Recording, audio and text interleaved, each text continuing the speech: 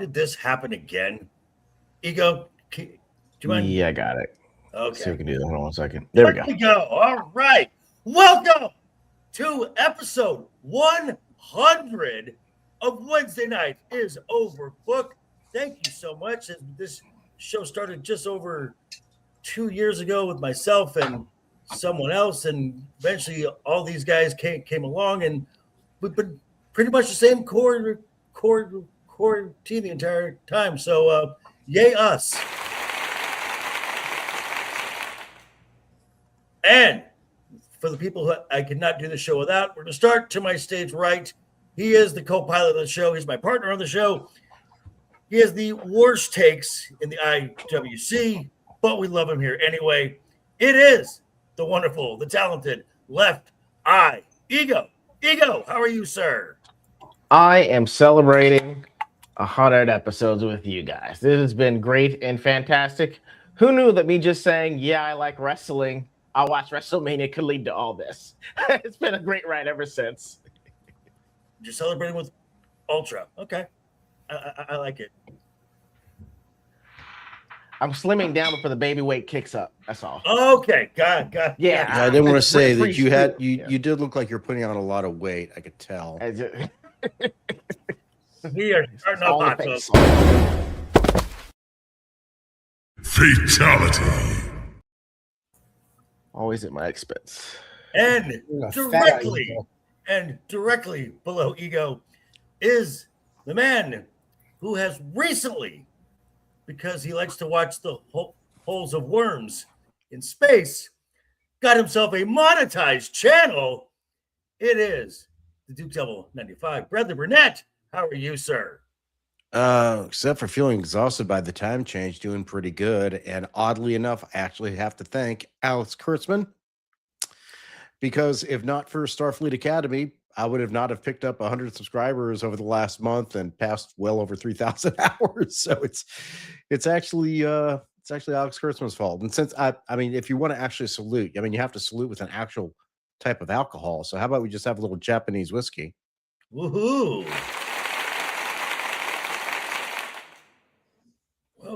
Well done. And directly below me is the scintillating Americano Terminator. That is Matt, the Unbearable 73. Matt, how are you, sir? Doing okay. Mostly 2 weeks out of surgery. Things are going good. I have to do a little BRB for medical reasons, though, JV. So I'll be right back. Okay. And wow, JoJo. Oh, and Brad, you weren't here for the unveiling of our newest toy. Oh, yeah. This is just for the chat here. Oh! Fatality. So that's the chat fatality. The chat fatality mic drop combo, which we are keeping track of all of those from the chat. And by the end of the show, we will announce the winner of the chat fatalities. And you will then contact Mr. LeftEyeEgo, and you will receive from the Joker Voice merch store a Joshi Love t-shirt. And the way you can get in touch with Ego, if you look down below in the description as you're hitting the thumbs up button, because we need double-digit likes. That is the goal for every show we have here. You will see our socials. You will also see we all have YouTube channels, and we would all, like Brad said, we want your subscriptions, we want your watch hours, we want your eyeballs, we want your likes. So if you don't mind, folks, I'd say you better subscribe or we'll bash in some skulls, right?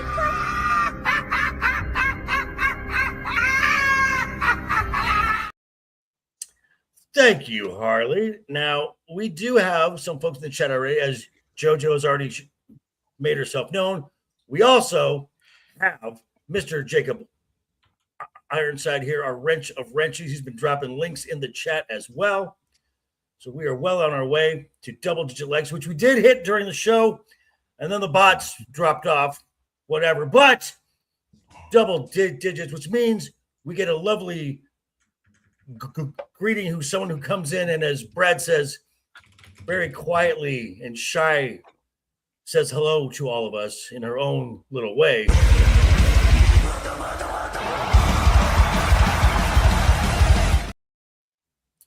And that is, of course, Momo. So we get a special segment just for you guys. And we find these every now and then. They're fun. We have here, let's blow this up real quick here. Da, da, da, da. Here. Da, da, da, da, da. Now, this image here is who this person thinks are the 4 pillars of the next generation of the WWE. For the women, Rhea Ripley, Blake Monroe, Tiffany Stratton, and Sol Ruca. And on the men's side, Braun Breaker, Obafemi, Dominic Mysterio, and Logan Paul. Mr. LeftEyeEgo, do you agree with this assessment? And if not, who would you place? Man, from the way that you guys have told me things, I think that I'd replace Sol Ruca with Roxanne Perez. Simply because Roxanne was the actual title championship holder while at NXT. Sol Ruca isn't quite there yet. I agree that she's going to eventually be the future, but Roxanne Perez is already main roster, as opposed with Sol Ruca, who's looking for a come up. On the men's side, I'd replace Logan Paul with Javon Evans. Like, more box office. I know that Logan Paul can generate a lot of heat. Javon Evans is probably going to need a dialect coach because that South Carolina comes all the way through. Yeah, man. Like, yeah, and even that's, and even then that. Ego, a rare mic drop. Nice. I like it. Thank you. But yeah, I mean, I'll either replace Logan Paul with either Javon Evans or even Trick Williams at this point as a pillar. But for the most part, I agree. It's just those 2 that I would switch out. But for the most part, agree. All right. Brett, your thoughts? I hate to say it, but I kind of think Ripley's not the next generation. This is what this is supposed to be, right? Like the next generation? Yes. Mm-hmm. She's been here too long to be the next generation. I put Roxanne in her place. Mm-hmm. I mean, this is how many times will we now have Rhea Ripley doing WrestleMania? This will be the 3rd one straight. 7. This third is one straight. Oh, this will be her 7th straight. Yeah. In a but title I mean, match. for like, I was just thinking the last 3 of the title matches. I didn't realize. I was just like 7 in a row. Yeah, you can't be up and comer with 7 title matches, several WrestleMania title matches. Give me a break. That's right. Fair. That's fair. I think Dom you have to keep just because he can be a good. You can see that he become good. You can see he become bad. So I think that's good. Oba obviously, Braun Breaker, yes, once he gets healthy. Logan Paul, I just see him too much as a gimmick. So maybe Trick Williams or something like that. Maybe something like that. Yeah. Not that Logan Paul's bad in the ring. He's a hell of a lot more impressive than most celebrity wrestlers. I mean, the dude has legitimate skills, but it's not long term for him. And it's definitely not next generation. Gotcha. Matt, do you agree with these as the pillars of the next generation? And if not, who would you replace? He might still be out. Yep. He might still be out, man. Yeah. All right. He is still out. Okay, so I will go next. And Brad, I agree with you on the lady side. Rhea is not the next generation. She's the now. Mm-hmm. She is the definition of now. And I would be tempted to put someone like a Stephanie or a Julia in there, but they're already in their 30s already, early 30s. So I would agree that Roxanne is the logical choice to be as one of your 4 cornerstones for the ladies. And on the men's, I would, as much as I like Logan Paul, and I am a fan of Logan Paul, I actually am. and I'm glad that I'm glad that he is now being featured as a full-time talent. I kind of also agree with Brad that I don't see him really being long term. Hey, Kai. Hello, sir. Good to see you. Welcome, dude. But I don't see him being a really full, long-term guy. Ooh, wow. JoJo, you were on fire today. But I think I would think it would be someone as much. Again, I'm not a huge fan of this guy.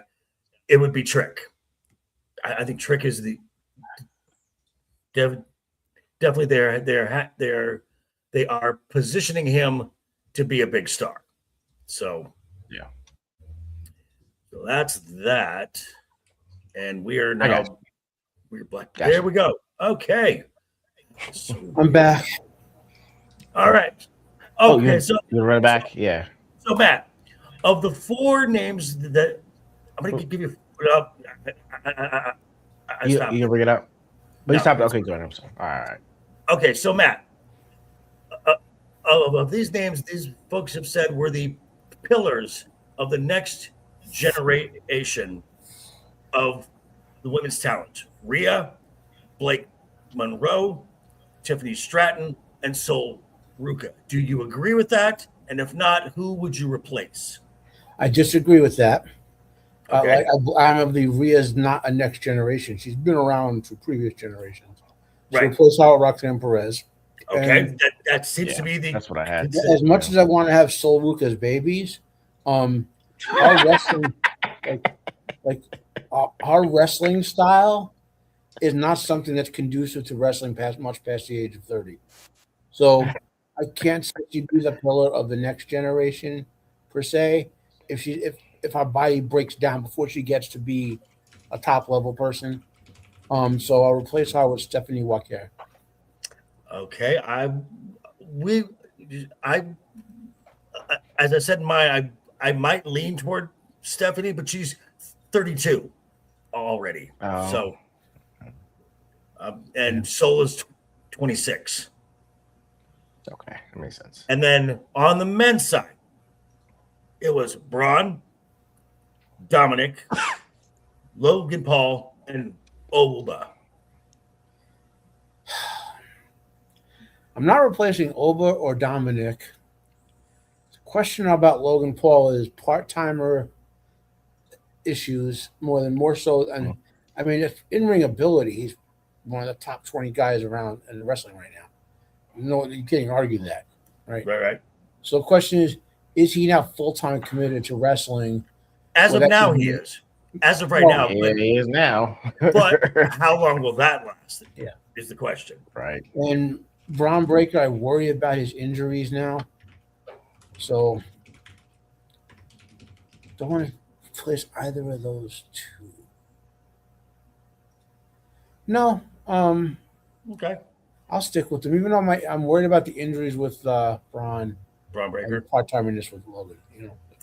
All righty. Well, so that's something that we do when we get to double-digit likes in the chat, and I'm looking right over now. We're at about halfway there. We're at about 5 right now. Let's get to double digits, and then once we get to 10, we're going to shoot for a dozen. So let's just go for that, folks. Try to get just one. Yes, as sir. an aside, I just saw that Logan Paul just signed a multi-year extension back in January, and it's full-time. Okay. As what he's listening. So, I mean, he is full-time now, if he wasn't before. And so we got this right here. Wouldn't Logan Paul be seen as an entertainer than a wrestler like Cena? I'd say right now he's based on everything that we've been seeing on TV and whatnot. He's a full-time professional wrestler. So looks like it now, yeah. Which good because I like him in the ring. I think he's good and he's a good natural heel.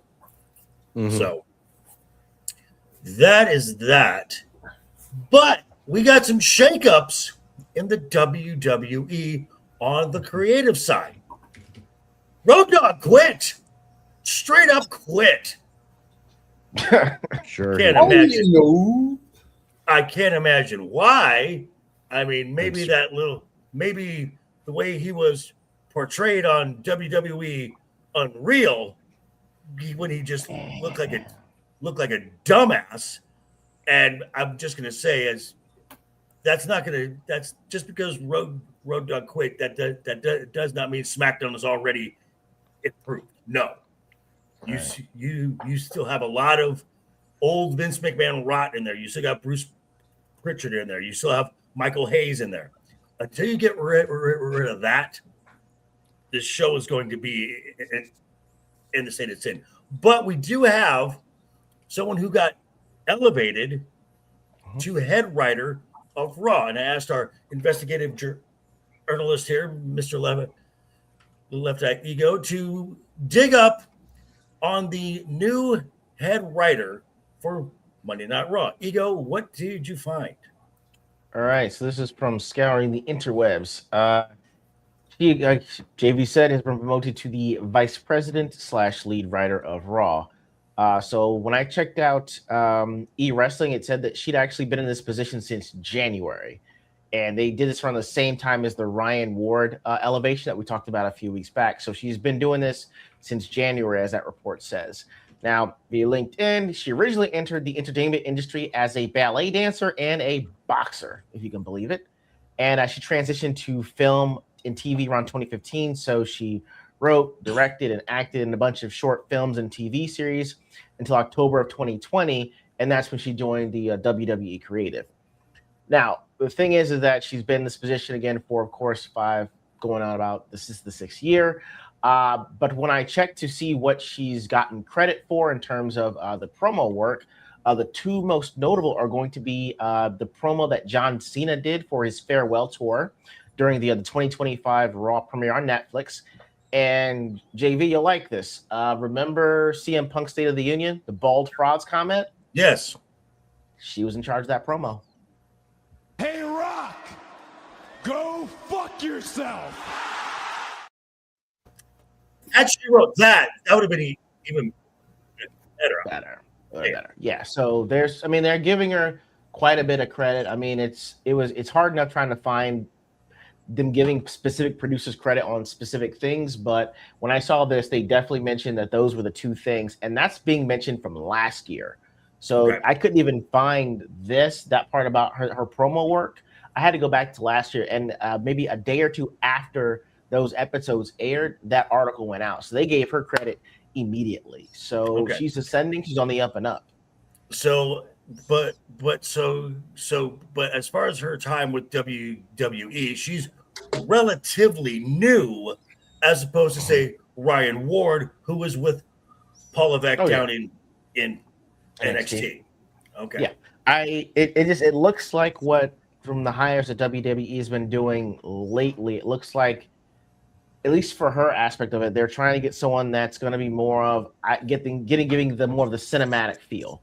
Again, they got someone that's already been in TV and TV production for about like 5 or 6 years. So it's like, hey, cinematography, things like that, storytelling, writing, things like that. And they brought her in and kind of elevated her from that. So, I mean, it's a bit of a contrast to Ryan Ward, but I think in tandem that it does work. And like you were saying, there's a lot of rot that needs to be removed. And I think this is Triple H way of at least kind of putting some fresh blood to kind of like ease the other guys out. I don't know how that would be done, but I think that this is something that moves them towards a fresh regime change in the future.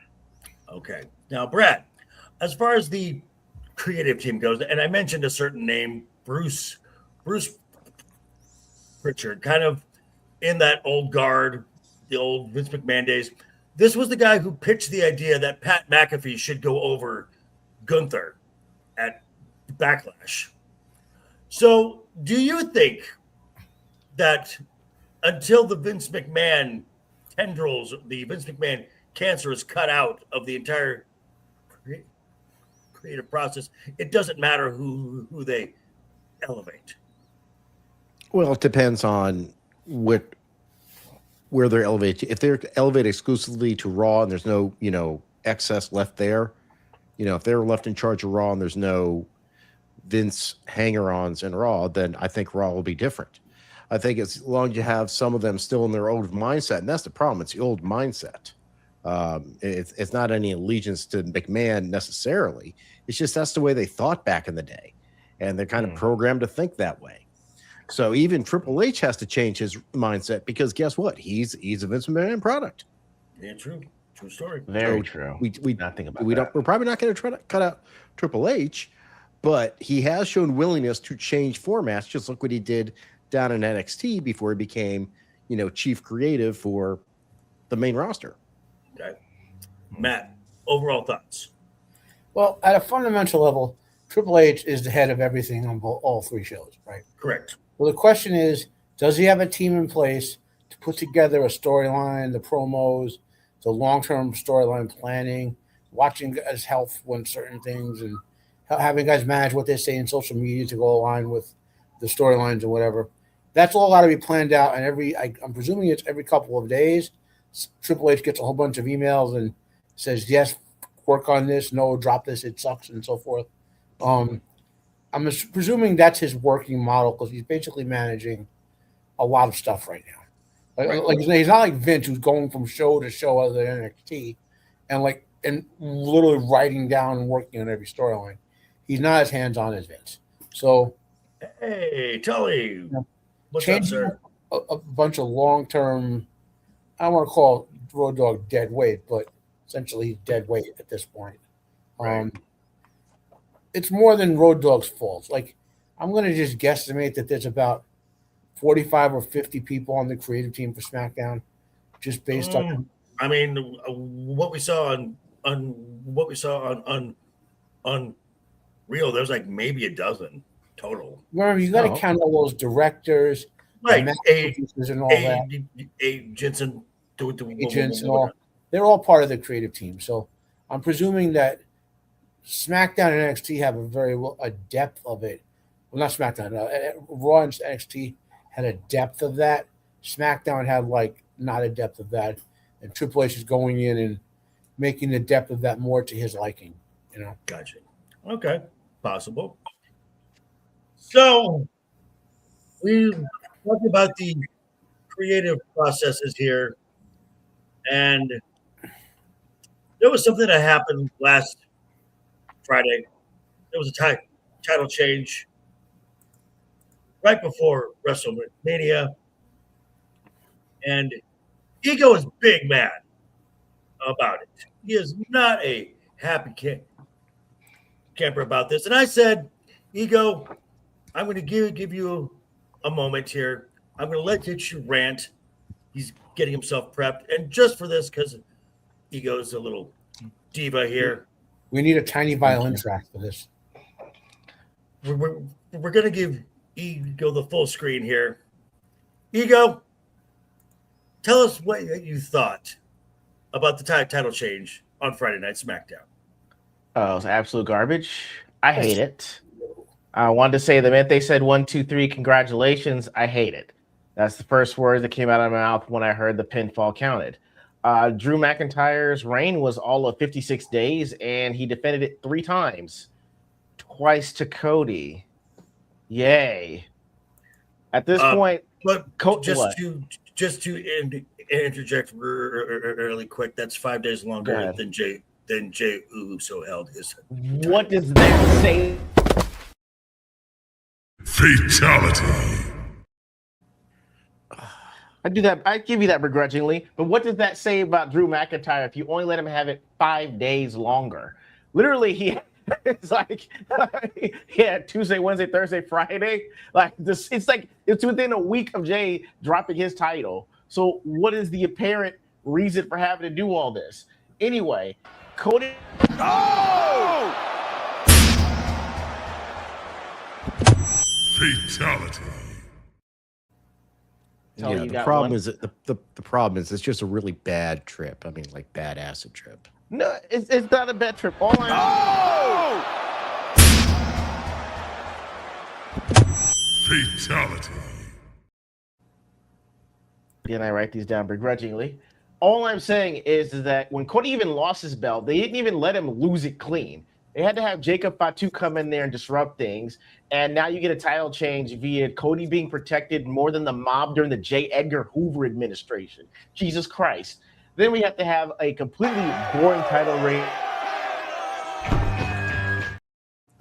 I disagree on that one, Joker. I disagree. That was not a good analogy. That was a reach. He wrote that down. That wasn't off the cuff. He wrote that down. Everyone saw J. Edgar, okay? Everyone saw the movie.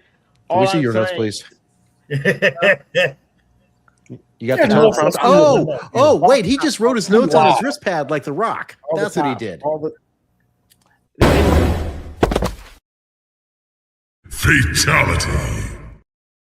You got Cena'd. That's a good one. All I'm saying is that you don't let him win clean. Jacob Fatu is lurking in the background, and because he's going to be facing Randy Orton at Mania, Jacob Fatu can't really do anything for the next 4.5 to 5 weeks, and that assumes that he's not going to interfere with this one.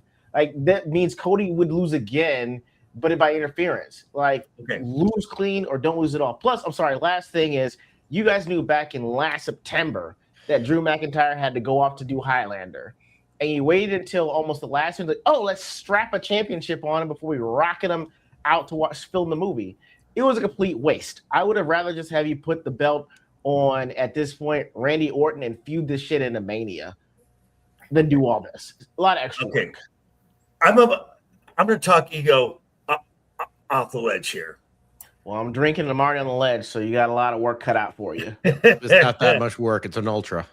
Exactly. Wow.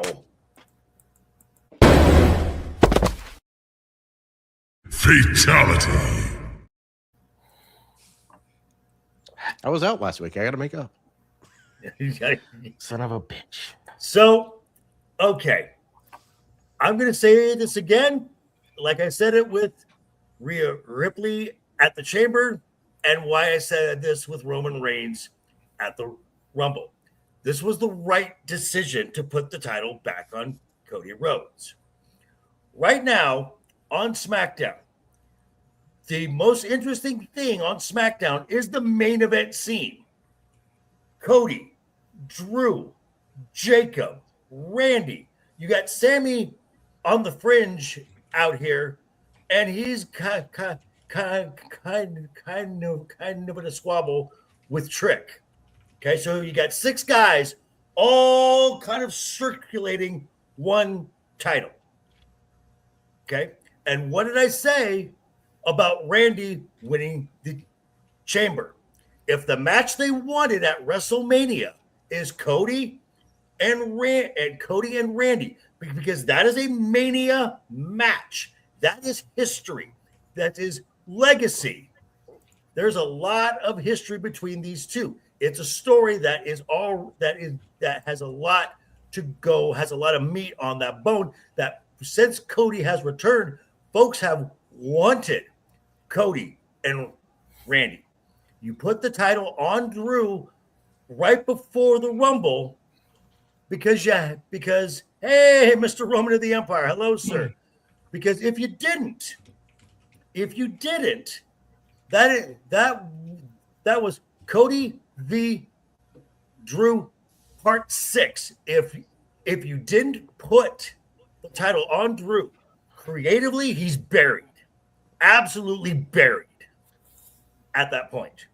So you had to put it on Drew. Now that sounds like pity sex, though. No, this is it's too easy. It's too easy. I'm not even doing it. I'm not even doing it because Ego knows exactly what pity sex is. Okay. Wow. It only happened once, and she apologized after. Okay. She's giving you a baby for it, so there you go. There you go. God damn, Brad is just on fire. Fatality. So what happened? So what? And again, as much as much as I don't like the ping ponging of titles, it can get to a point where a long title reign it can definitely be overstayed. So now, because you involved Jacob in those matches, you now have Cody and Randy. You're going to have Drew and Jacob at Mania. That's a Mania match, which Jacob could write Drew off TV, so Drew can go film, because according to Drew's agent, he's not going to miss any time. So, but you can give Drew a break, go film, take off a month or whatever. You give Jacob that big Mania match, and you've also got Trick and Sammy, who will work at a Mania match as well. So you went from one match to now 3 Mania matches. Because right now, SmackDown is so shallow in their roster. If you put your top guys in one match, you've just shot your wad right there. And nobody wants that. Brad, thoughts?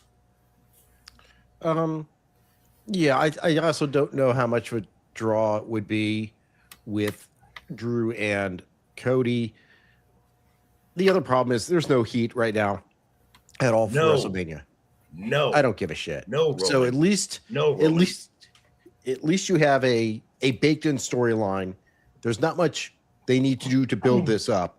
Just a couple promos off each other, and they just call back to history, and people go, "Oh, that's right. These guys have history." So maybe that'll help at least build this. I was actually just trying to go back and check some of the old championships. I thought it was actually not uncommon for championships to change often. I know it's every couple of months. It happened a lot. It actually sometimes would keep it interesting because it actually keep the title going and moving. And once you watch what's happening, so I understand why it was done. And like you said, you had to put it on them. Yeah, not yet. Go on, Rikishi. Go on, Brad. I said Rikishi attacked. Okay. That is always the answer, guys. Like if someone gets hit by a car walking down the street, it's Rikishi doing it. Yeah. It's a bloodline thing. Who knows? But yeah, he had to put it on him because if he keeps losing, there's no credibility at all. So he has to win. Matt, overall thoughts? For the reasons stated, I understand it. I mean, I think Cody is boring right now. Agreed. I find Roman boring for his entire career. Punk is interesting. He's with a good opponent. I don't consider him to be with a great opponent, so he's not going to elevate. Plus, he's older. Drew is always interesting to watch, but he's like a high mid-carder in terms of his in-ring sort of stuff. Randy can elevate to whoever his opponent is. I mean, I guess the match that's going to interest me the most is whoever Jacob wrestles in, because Jacob is one of those guys, I guess whatever match Oba gets, because we will discuss that because I saw something from PWW Insider now today. Yeah. So these are, as I see it, these are now the top title matches at Mania. These are now locked in. These are set for the World Heavyweight Championship. It's going to be Roman Reigns versus CM Punk, which is interesting. The promos alone, I'm invested in that match. I want to see that match. You got for the Women's World Championship, Stephanie and Liv. They're starting to tell the story that Liv is the privileged princess who's grown up in the WWE system. Stephanie came from nothing and crawled and scratched and fought to get to where she is.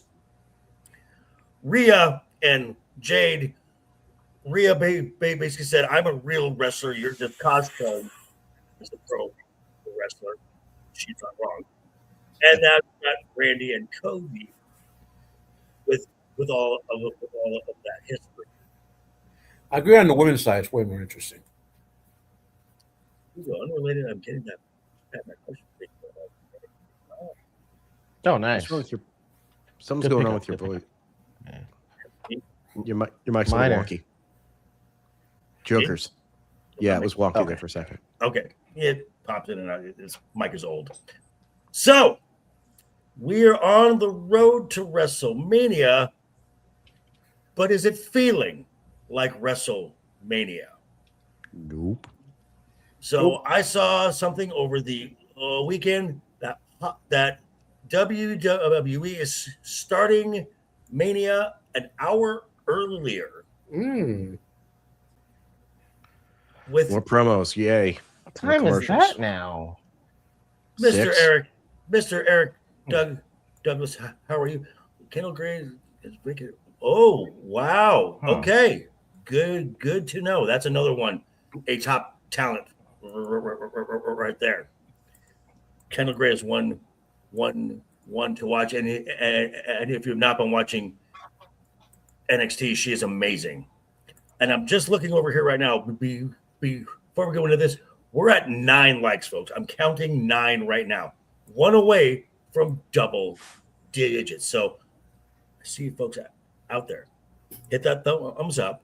That is free. Costs you nothing. As long as you're there, look down below in the description. All of our socials, all of our YouTube channel links are there. Also, the link to that Joker Voice merch store, which through night 2 of WrestleMania, a portion of all proceeds will be donated to the Stuttering Foundation of America.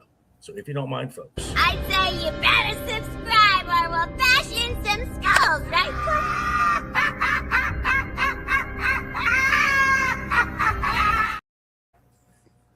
Ego, can you pull up Roman's last comment there?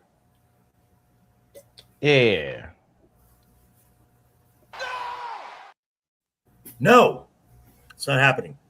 You could do it on his show. I'm certain to increase the viewers.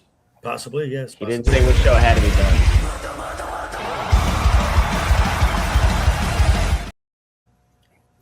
Momo, thank you. She just decided she didn't need you to wait anymore. Didn't want to be introduced. We're at 10, folks. Good. Next goal, 12. So let's get some more.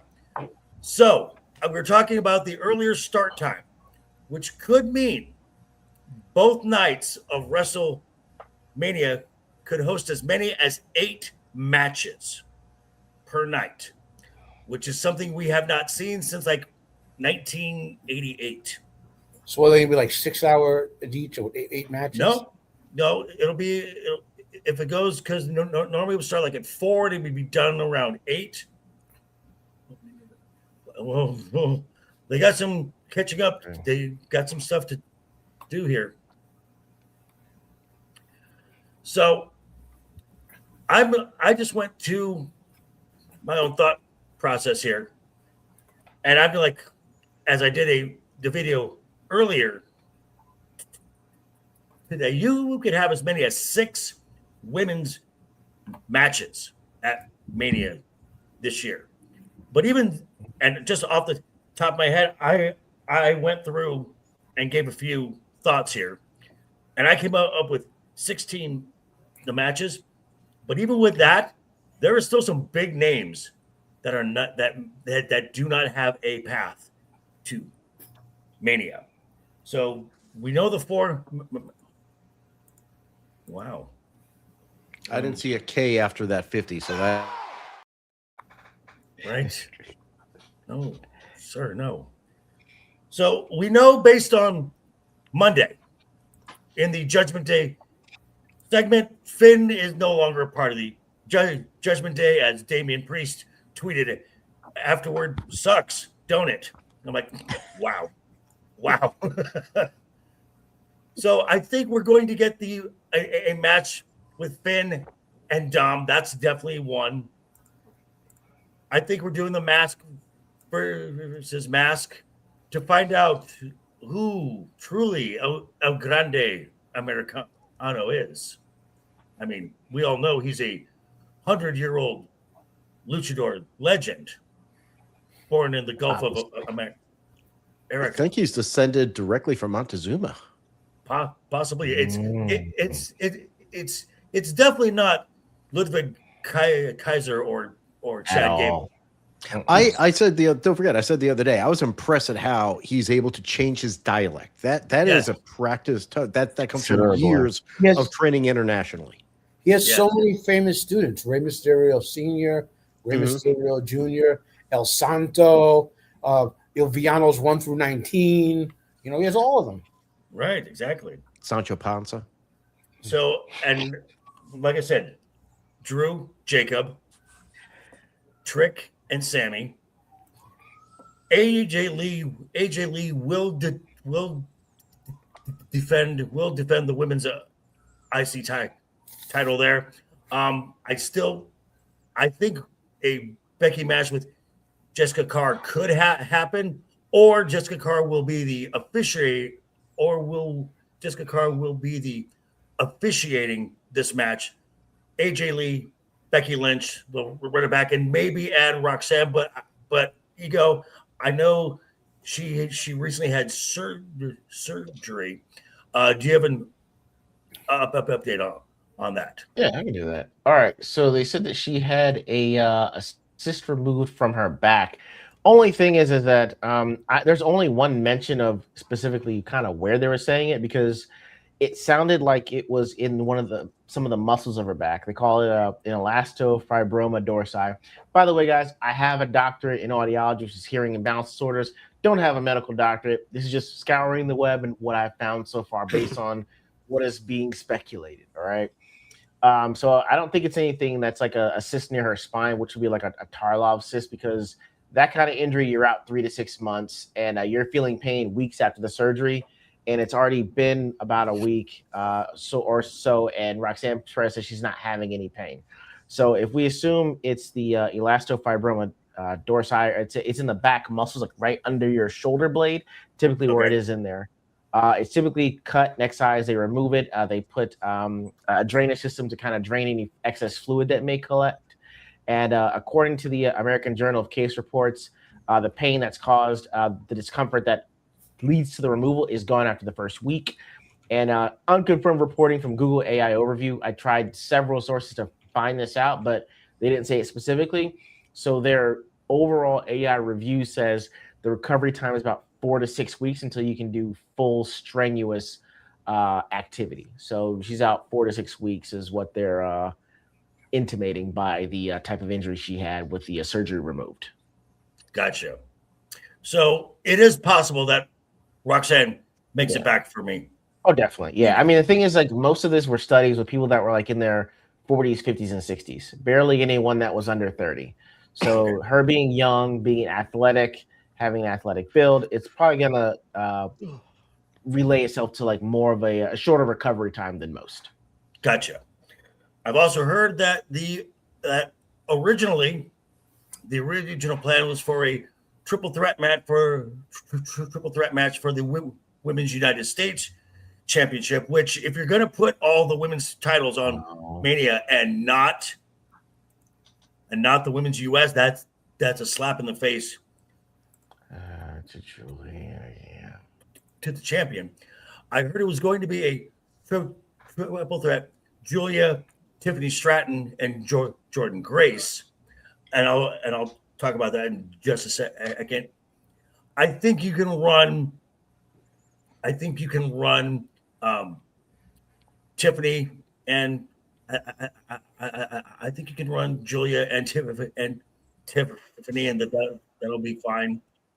I still, because right now EO has no path to Mania, and I think it was teased, and they actually pulled EO from a match with Julia because they wanted to save it for a larger stage. That's a pretty big stage. I'm just saying, and right. that could end up being a showstopper match. Yeah, well, yeah, match of the year candidate.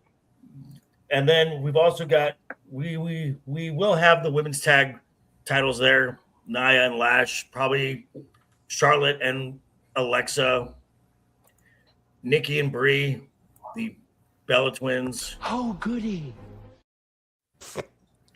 Which nobody wants. Maybe the Kabuki Warriors.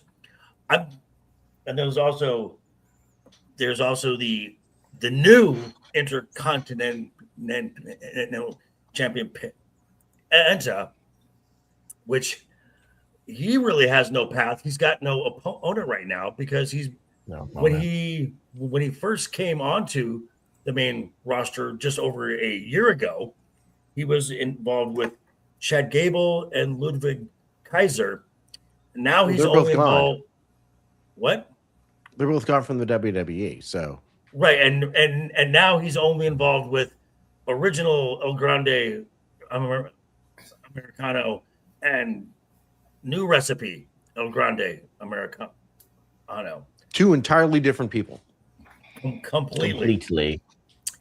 I think we should have the men's United States title. Carmelo Hayes and Ilya.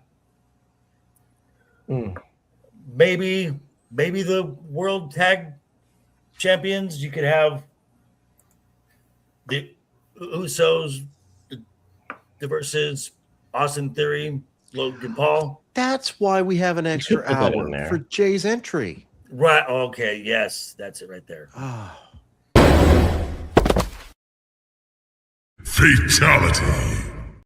To see 1 hour of Jay's entry followed by 1 minute of Oba squashing him, and that's it. Now, depending on his recovery time, Seth and Braun, possible is a match there. Oh yeah. True. And we know that Brock Lesnar has issued the open challenge. And when they first did the open challenge, the fans in attendance made it known who they wanted to answer that challenge. And I saw something from PW Insider that internally the speculation is that they're going to have Oba Femi answer the open challenge. And I'm thinking to myself, speculation? There is no speculation. That is the only match. Mm-hmm. That is the only match for Brock Lesnar at Mania. And there's only one outcome. Oba wins. Mm-hmm. Hell yeah. So are we saying that are you going with like a demonstrative win or like a close it's a win? battle. Okay. Well, this is not going to be a 20-minute WrestleFest. This is going to be a Brock Lesnar match with Oba. It'll probably go like 8 minutes. You're going to see about 25 suplexes between them. You know, Oba is actually it's taking real wrestling and martial arts out of it. I'm talking in-ring pro wrestling. Oba is actually a better wrestler than Brock already.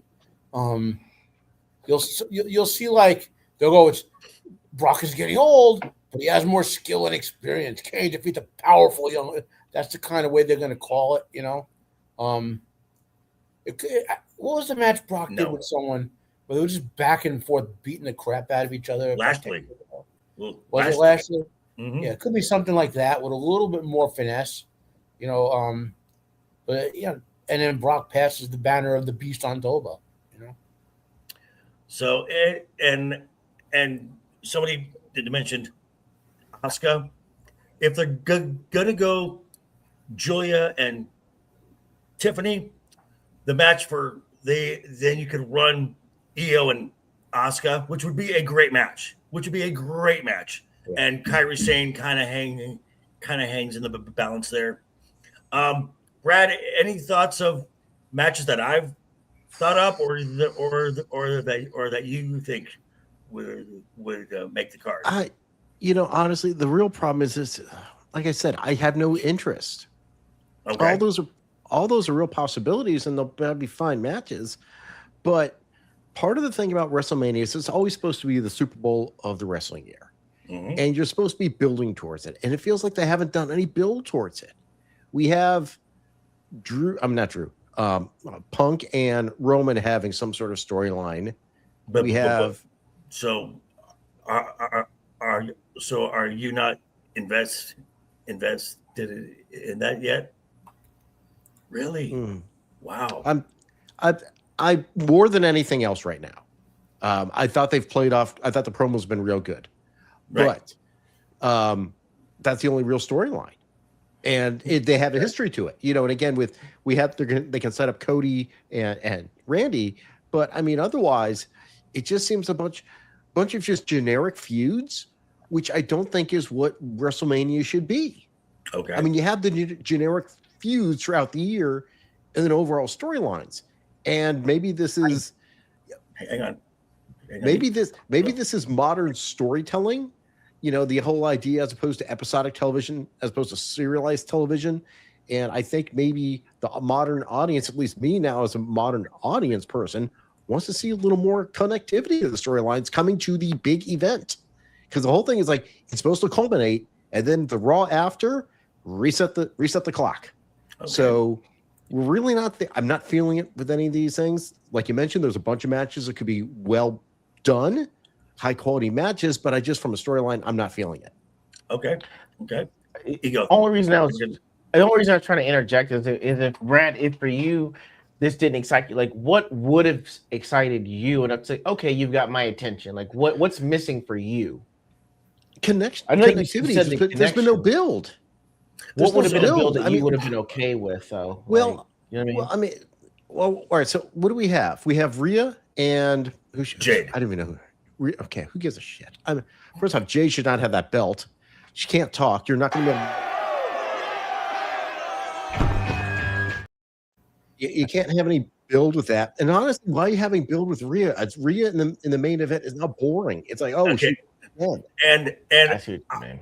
I agree, and I do agree. Of the top title matches, this is the one that this is the least interesting. Because to be quite honest, because of the injury to B, and they waited so long to make this move. They really did. Because I truly think Rhea was looking forward to doing something with EO at Mania, and she's a pro and she's being told to do a job. Yep. I don't think her heart is really into this. You could have had a great match, Rhea and EO. You could have like when they lost, hurt feelings and everything. We just boil over and that sort of thing. Well, that would have been interesting, like two friends. That's the thing. It says you need something. That's just me. Okay, as a modern audience. So I just need something more. So do you think then that it should have been Tiffany Stratton who won the Chamber and just set up a rematch now with Jade? I don't know how many of those matches have we had already, though. And that's another thing. It would be her getting it back, bro. I mean, the way she had to go out like that. I mean, you at least like here you don't have it. We're so sorry. We put it on Jay Cargo. Our bad. 1-800 our bad. That's all I'm saying. I don't know. Maybe it was all this was Road Dogg idea. I don't know. But the bottom, it's being reflected in the ticket sales. Yeah. No one is interested. Yeah. Well, I mean, the more matches that come into play, and like I said, they at last count they've moved about 71,000 seats thus far. So by the time Mania comes around, they're gonna be up around 40K, 45K for both nights. So, but they're going to make more money than they did last year alone on this. Matt, overall thoughts? There are individual wrestlers who interest me: Jacob, Oba, Brock, Dragunov on a little lower tier than them, but he has energy in the ring, which a lot of guys seem to lack nowadays. Mm-hmm. Cody, the reason I think he's boring, after he finished his story, he just became John Cena 2.0, which is goes out there, rallies the crowds, delivers the classic face promo, and sells all the little kid Cody jerseys and shit like that. There's a lot of potential. Fuck the kids, right? Huh? Fuck the kids. I'm kidding. Well, if I had kids, they'd be having get you on an FC list. Be quiet. And Raven and Dreamer t-shirts. Well, Right. Anyway, there's a lot in here they could do with. There's still potential. I'm sure even though there's a lot of guys who'll be boring to me, there'll still be some entertaining matches, even from the boring guys. It's not like we're watching the Brooklyn Brawler versus Horowitz. Jade Cargill. That would be.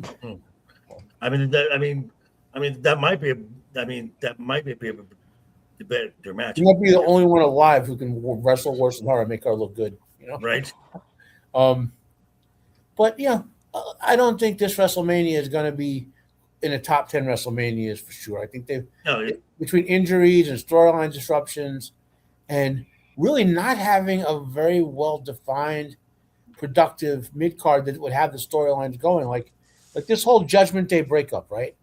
It seems Judgment Day. Okay, let me talk about this because I know. Okay, sorry to interrupt on this, but I know that folks have been like, okay, the Judgment Day needs to end. It needs to end. It needs to end. It needs to end.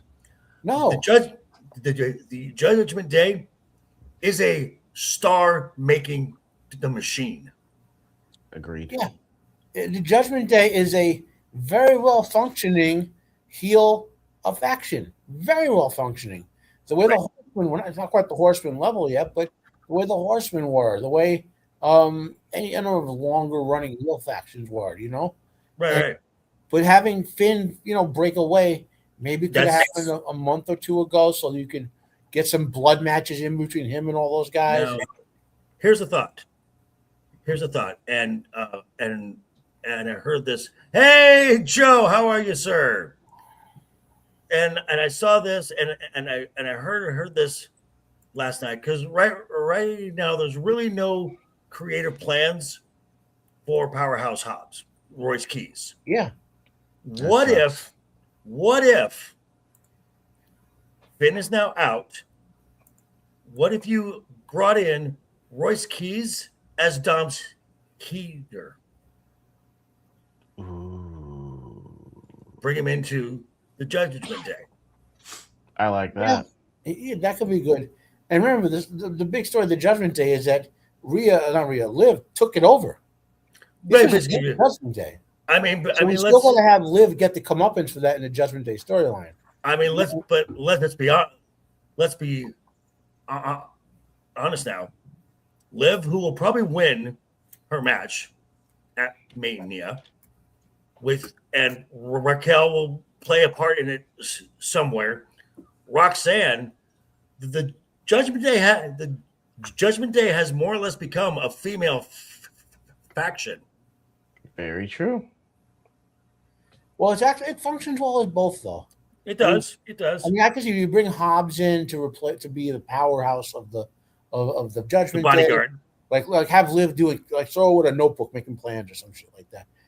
Play on this Liv the mastermind thing, Maybe recruit one other person for it, or even a veteran and a younger person for it type thing. So you have like a 6 or 7 like you did, and see how the crowd reacts to various people as it goes on. Because they really should play out this blood feud with Finn Balor for quite a while.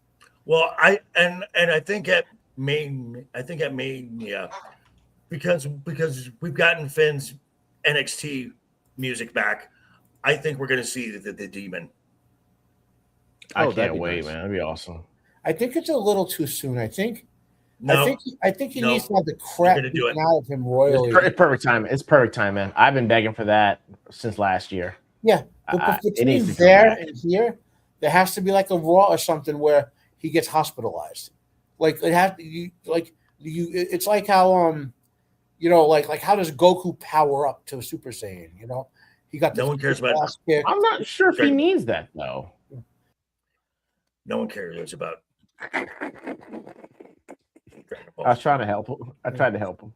Where a character swap like the demon, he needs a reason to go there.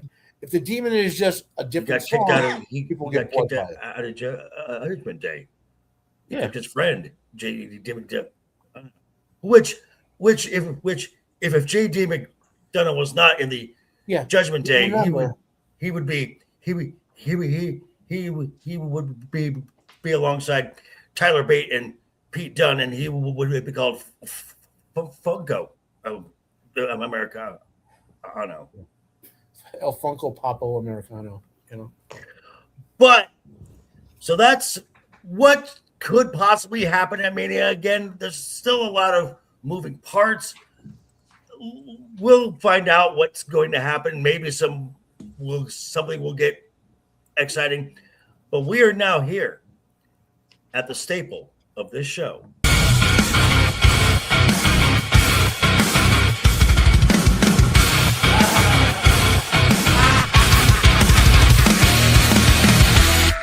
Always keep a smile on your face. It is the Wednesday Night's Overbooked Top 5, where we take a wrestling topic and we give our 5 best takes. Our number 5 take gets 1 point.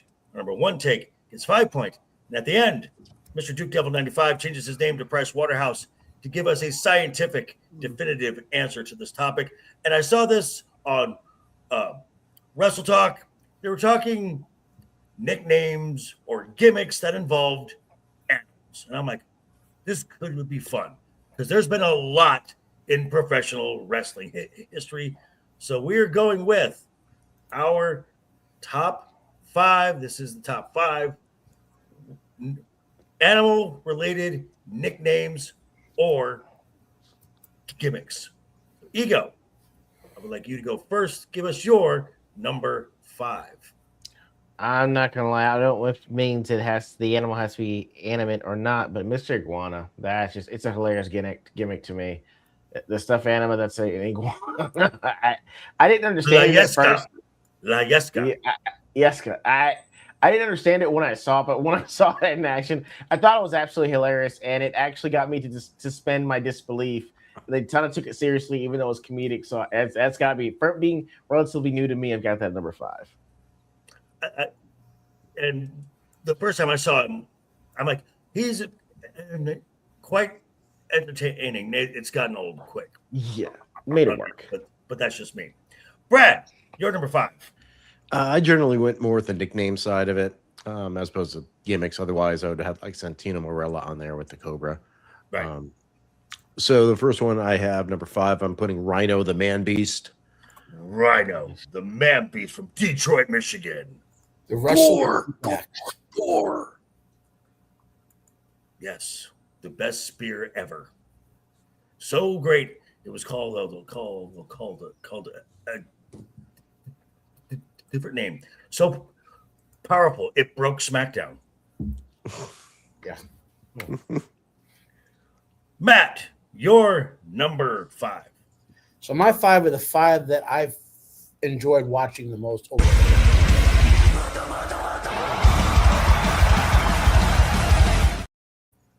Dozen. Congratulations, guys. So let's keep going. Count it. We get time. Let's go to 15. Let's see if we can get to 15. There's 80 of you out there. Let's see. Keep it going, guys. So Matt, you're number 5. Go So on. my 5 are basically the 5 I've found most entertaining. And after, honestly, which like 4 and 5 spots could have been a couple of different people besides this. But so number 5, born in 1980, he's a little older than me. He's a multi-generation wrestler. The Viper, Randy Orton. The Viper. Nice. All right. Matt, you will appreciate my number 5. Someone from ECW, who when he went to WCW and later on with WWE, they just didn't know how to work with him at all. And the guy had a flock. It's Raven. Ooh, yeah. What about Raven? That's a good Ego, you're number 4. Again, I missed his heyday, and I'm not gonna lie, I was introduced to him by the 700 Club, the Christian TV network. But it was the first time I ever heard Jake the Snake Roberts. It's bad, terrible story. I'm sorry. It just they were like, "Hey, this man sold his soul to the devil. There's a snake behind him. His name's Jake the Snake." You know what? I'd give my life to Jesus too. That's what I thought when I first heard about this guy. But it was a cool gimmick. You know, snakes freak me out because it's Indiana Jones. I hate snakes, so I don't like him too. So the fact that a guy would come to the ring with a snake was pretty awesome. So I got Jake the Snake at 4. So let me guess. Let me guess. Austin 316. You were mad at Stone Cold, huh? I mean, I'm looking in the book. I was like, that's not in here. It didn't say Jesus did that. Oh, the boring Jake the Snake. But yes, but go on. But Brad, you're number 4. My number 4 is the British Bulldog, Davey Boy Smith. Okay. He was built like a bulldog. I'm back. Don't forget when who were back when they were the Bulldogs. Dynamite Before Kid. it became Dynamite Kid, and they actually had Matilda the Bulldog. Yep. Didn't Matilda get kidnapped or something? Yes. I feel like she did. Yeah. Oh. Yes. Matt, you're number 4. Well, you will appreciate my number 4, JB. Okay. He is Scott Levy, most known professionally as the Raven. Began wrestling in, I want to say, was it 1989 or 91, somewhere in there. 89, I think. And he was with WWE for a while in the beginning before leaving. This guy, and by the way, before I get to the end, he's had health problems the last few years. Reportedly has turned a little bit of a corner in a positive direction. Good. Has been making some appearances, right? So that being said, the greatest wrestling rivalry in wrestling history is Tommy Dreamer versus Raven. It has gone. Really? I've seen you. You don't In understand the Mattverse. the level of blood feud these two have been on. It wasn't an ECW. I've seen Raven versus Dreamer matches in 9 different federations that have been able to catch. I know there's more that I've been able to find videos of. Okay, even when they were forced, like there was a legendary ECW run where they were forced to be tag team champions. In the middle of their own matches, they would beat the crap out of each other with like cheese graters and stuff. Then a guy from the other side would come over him and they look at each other, look at him like, "Are you interrupting us?" Beat the crap out of him, get the pin, and then go brawling to the back. Then there's awesome. like when finally Tommy Dreamer overcomes Raven, stealing his woman with his mind-washing powers, and he took on Raven's whole flock in some school cafeteria that they destroyed. With all, remember those? That is so cute. They had the 15 tables on the seats, but it continued after that. Raven. By the way, folks, Matt abhors violence. Abhors it. And I do want to say though, Raven and Dreamer are clean workers. There's no unnecessary injuries. Like they know how to do all that stuff in the safest way possible. Unlike some people who are legend hardcore wrestlers. Gotcha. I guess I don't have to ask if you've seen the Raven documentary yet, huh, Matt? So is there a new one? Oh, stop. I think so. I'll stop. My number 4. I'm with you, the British Bulldogs. Not just Davey Boy Smith, but Dynamite Kid, and of course Matilda. And there was one before the Matilda, the Winston. Oh, that's right. All right, Ego, you're number 3, sir. Again, I missed a lot of this while you guys caught all of it, but the Viper, Randy Orton. I was like, yo, who's calling himself the Viper, and why would you trust that guy? It's just an awesome name to have. So I loved it from the start. I mean, and the RKO coming out of nowhere did seem to measure up with him being a Viper, ready to turn on anyone at a drop of a hat. So I got that number 3. Well, that's not just where the Viper comes from, Left Eye. It's also from stealing other wrestlers' girlfriends and all sorts of. Oh, yeah. Oh, wow. Okay, you have to tell me more about that. Vince will take real life stuff and work it into storylines like alcoholism and all that. Randy doing that behind the scenes was worked into storylines too. Yes. Yeah. We know. I didn't know. Matt, tell me more later. Off show. I didn't know he was like that kind of a dude. My bad. All righty. Brad, you're number 3. My number 3 is a callback to the 1980s. George the Animal Steel. Ah, the animal. Yes. If you don't remember him, he's famous for eating turnbuckles. Yes. And, it literally looked like an animal. He behaved like an animal, but I believe in real life he's a very actually nice person. Very hairy. Yeah, literally like gorilla back. But he just was like nuts.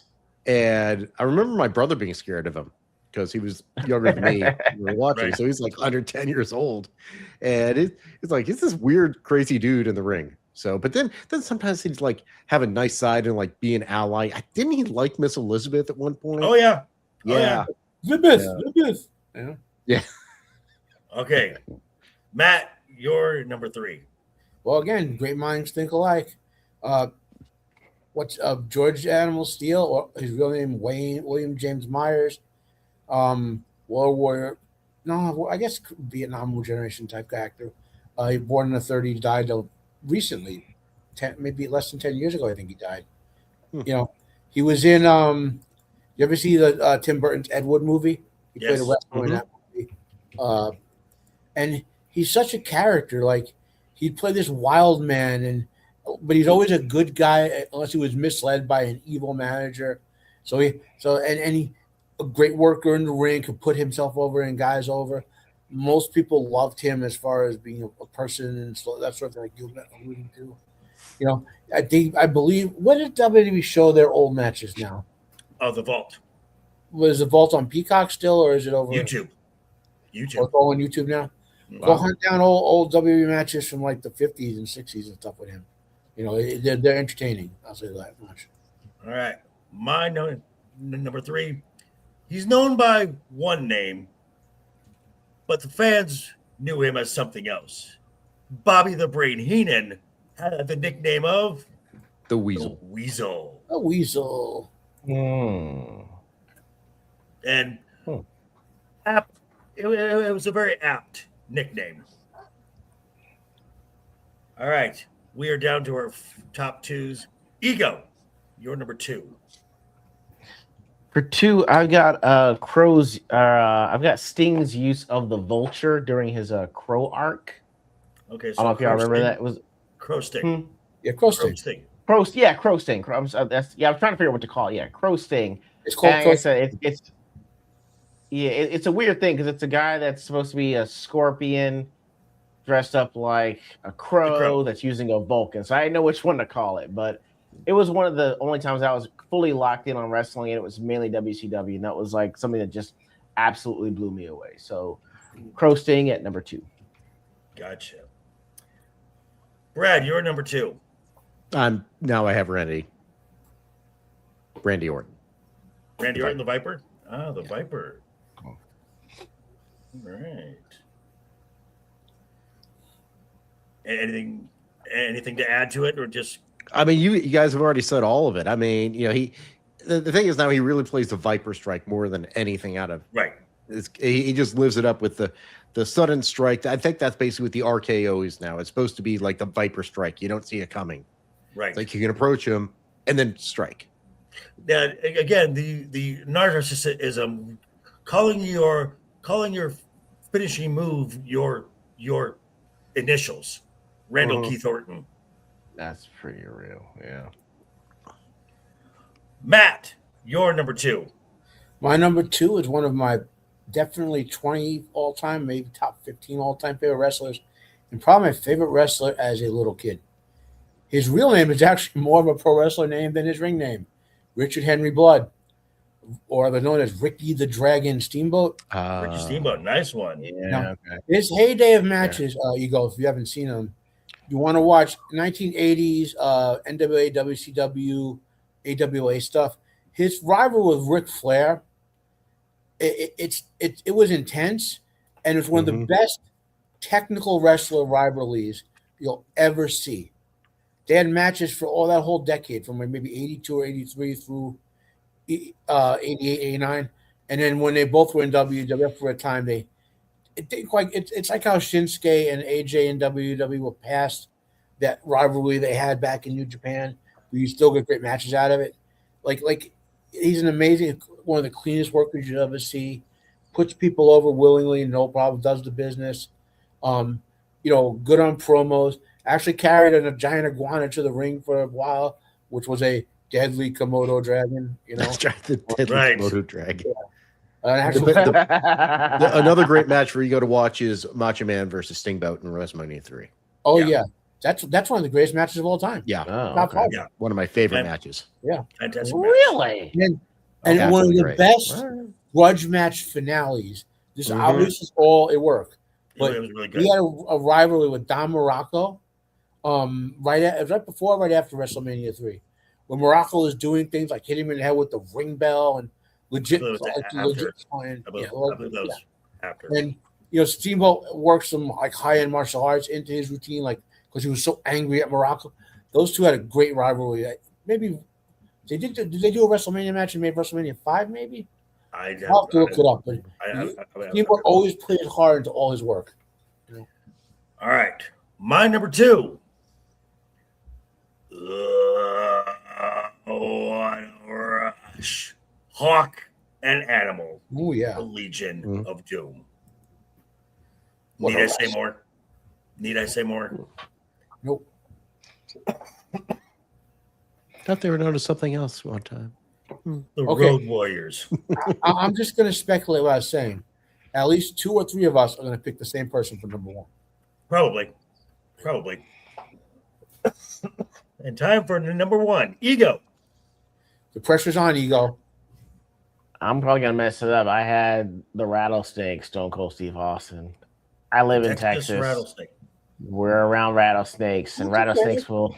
That rattle is like the glass breaking. You can pick let him. you know something about to happen. That's fair enough. Yeah. That's a fine pick. Yeah, we're not upset with that pick per se. Brad, you had it right at one point, but yeah, you go. There you go. Brad, you're number 1. My number 1 is the obvious one, the one that is a pure animal gimmick. It came to the ring every time in a bag. Damian Jake the Snake Roberts. Oh my God! First off, this is back when the DDT was a finishing move. Tells you how long ago this was. It was the deadliest thing you ever saw. It put people out. And then you have to remember, it wasn't Damian, but he had a snake bite Randy Macho Man Savage on the arm, and it was really a story. I'll give it. Yes, and it wouldn't let go. It wouldn't let go. Oh my God! Okay, the venom sacs are removed. Okay, just to let you know, folks, we're wrapping up the show. We're gonna be wrapping up soon. We are 1 like away from 15. If you have not done that yet, make it happen. Matt, I think you and I might be the lone ones on this one. No, because I picked Jake the Snake as well. Did you really? Yeah. Okay. Wow. And that on the Macho Man story. So this is how into a Macho Man was. Setting up for that match, he went to Jake and goes, "You better make sure that snake bites me good. If it don't bite me good, it's gonna come back on you." And it was like, let me see that snake bite someone. And Jake was like, let it bite him and everything. Because the snake had to be a good performer in the ring, basically. And yeah. Oh, I mean that snake sold. WrestleMania 3. That snake sold. Yeah. No, it was after WrestleMania 3. It was after WrestleMania. Yeah. It wasn't even for a PLE. Oh my God! I'm sorry. Go ahead. No, it was just a promo. I think it was a promo. No, or something. For a promo? No, it's in the ring when he throws it. This was the same. I think this was the wedding between Macho and Elizabeth. I'm just gonna ask Rock. So my number 1 is a man who had so much influence on the world of professional wrestling that his name is still used in professional wrestling today. It's the spot where you pass. Oh yeah. Before you hit the stage. Gorilla Monsoon is my number. Well played. Didn't he also come up with the Weasel? Yeah. Yep. Ah, nice. Okay. I should have put them in as a pair. One of the great commentators of all time. Yes. He's a great wrestler too. Yeah. So we actually have a clear number 1, a clear number 2, and a clear number 3. Mr. Brad, what do we have here? Number 3, we have George Animal Steel with 6 points. Correct. At number 2, out of nowhere, Randall K. Orton. and then Jake the Snake Roberts. All right. And just so you know, the angle was back in October of 1991. This was a tape show. Jake tricked Savage into the ring, then unleashed the devenomized Cobra onto him, which latched onto his arm. It was a key part in their storyline that built towards a pay-per-view sometime in late 91 or early 92. Yeah. Oh my God. Yeah, if you want the full story of the Snake and Macho Man, on Jake's interview on Joe Rogan, his show right after DDP saved Jake's life and all that. Watch the interview with Jake the Snake and Joe Rogan. He get a lot of wrestling stories in there. If you find the link, just DM me about it, because that's wild. All righty. And before we are done, we do have one final thing to do. For the last couple of days, as we're celebrating our 100th episode, we wanted to give the chat a chance to play a more active role, as they have their own mic drop just for them. Ego, who is the winner and will be receiving from the Joker Voice merch store, which link is also down in the description, folks, a Joshi Love shirt. Who is the winner? All right. So throughout the time that we've been counting the mic drops and fatalities, there were 6 by the chat. 4 of those belong to JoJo. So JoJo will be getting a Joshi Love t-shirt. All she has to do is DM me your address and preferred name with the sender on there, and I'll personally buy you a shirt. Just give me your size, and I'll have it shipped to you, no cost to you. So, as great this is why we have, one of the reasons why we have Ego here. Such a giving person. Ego, what do you have coming up, sir? So, still working on one of my latest videos. It's just been chaos with me traveling and the wife traveling. But I know that Sunday at 6 p.m. Central, we are going to be doing another episode of Ordinary Games. We're going to ask the very important question. We're going to try to answer the very important question. If a mutual couple that you're at for a wedding breaks up, whose side do you take? Interesting. Yes. Interesting. And the man who gained 100 subscribers in a month, watching a really bad TV show, which is ending this week. Yes. What do you have coming up, sir? Tomorrow afternoon, I will be watching the final episode of Starfleet Academy, aka Starfleet Leering Center. It is called Rubicon. I don't know if that's a typo and they meant to say Rubicon or not. I don't know. I don't know anything with the show. I've lost brain cells. He's going into therapy, folks. Into therapy. I watch that sober now. How stupid is that? That's your own fault. Mm-hmm. And the tintillating Americano Terminator. It doesn't look like he's.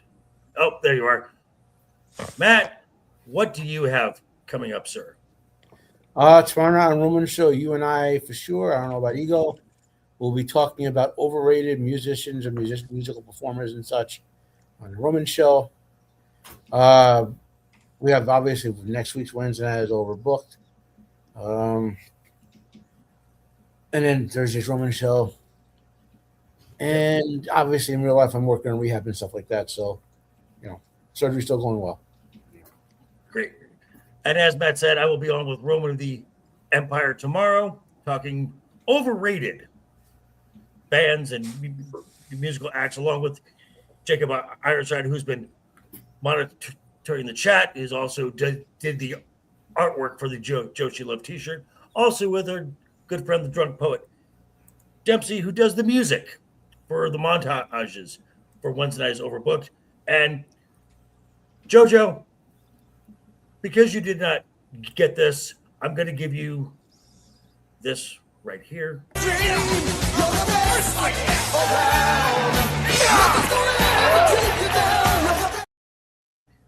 I mean, Brad knows this. Brad knows the feeling of this.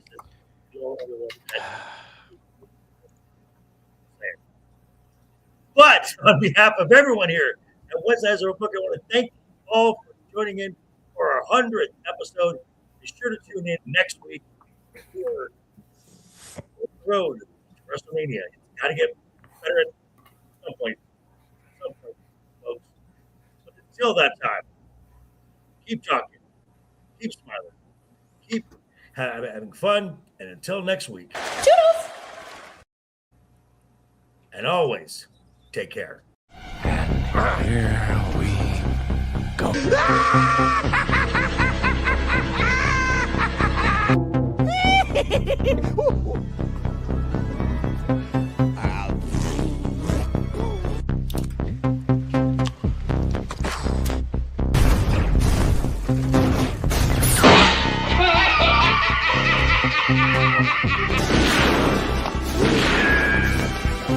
Is like gravity. All it takes is a little push.